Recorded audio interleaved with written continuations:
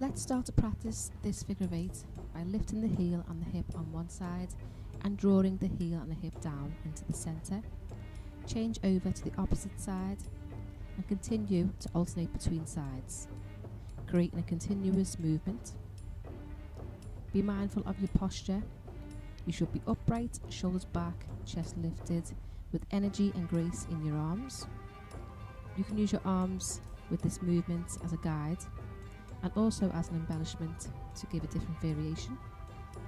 Be mindful to have resistance in your feet as you're pushing your heel through the floor.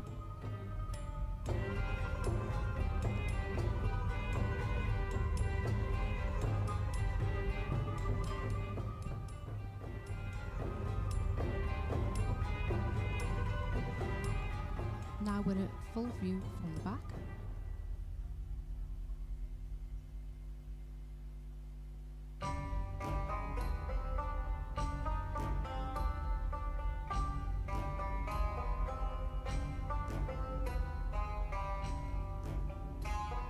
And a close-up of the hips.